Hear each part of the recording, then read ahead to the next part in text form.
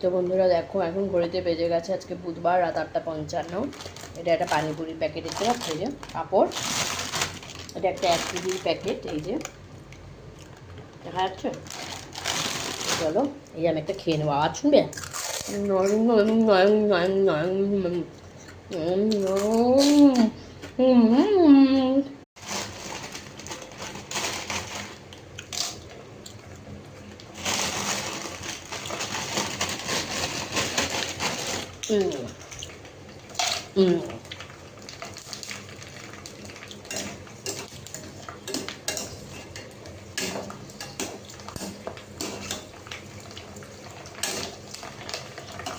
ফুচকার দাম প্রচণ্ড মাত্রা বেড়ে গেছে, সব কিছু দামই বেড়ে গেছে। তবে ফুচকা যেহেতু ভীষণ ভালোবাসি, রোজ তো আর খাওয়া হয় না, ওই জন্য পাঁপড় কিনে রাখলে বাড়িতে একটুখানি খাওয়া হয়।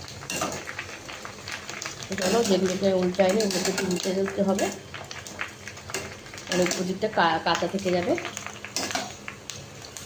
দেখো বন্ধুরা কত সুন্দর ফুলে গেছে, বড় বড় হয়ে গেছে রসগোল্লার সাইজ। দেখো ছোট্ট একটু একটু বড়ো করে নিই, সবগুলোকে উল্টে পাল্টে দিতে হবে। প্রচুর তেল দিয়ে ভাজতে হবে, যত তেল দিয়ে ভাজা যাবে না তো জিনিসগুলো একদম পুরোটা তেলে ডোবা দরকার, যেটাই ডুববে না সেটাই কিন্তু কাঁচা থেকে যাবে। এই দেখো আমাদের একটা চুটকি হয়ে গেছে, দেখো চুটকিটা, ওর মন খারাপ হয়ে গেছে মনে হয়। দেখো এটা এখন ভাজা হয়নি, উল্টা উল্টা দেখো কড়মড় করছে। হ্যাঁ কি শব্দ, আমি নিশ্চিত মাছ বুঝতে পারছো। ভিডিওটা দেখে বুঝতেই পারবে যে আমরা আজকে বাড়িতে কি করব। এই যে গামলাটা দেখে বুঝতে পারছো ঠিক কতটা বড়। এই অ্যালুমিনিয়ামের এই গামলাটার মধ্যে 1 গামলা বা ডেচকি যেটাই বড় না কেন ভেজে নিয়েছে কিন্তু ফুচকা। আর দেখতে দেখো খড়খড় করছে, সুপার হয়েছে সুপার। আমি তো না এতদিন ঘরে ছিল, কীরকম হবে কে জানে। প্যাকেট আর 2টো প্যাকেট আনিয়ে রাখবো, একটা আমরা আবার খেতে থাকবো আর একটা কর্তামশার জন্য ধরা রেখে দেবো, সে দেরি আছে।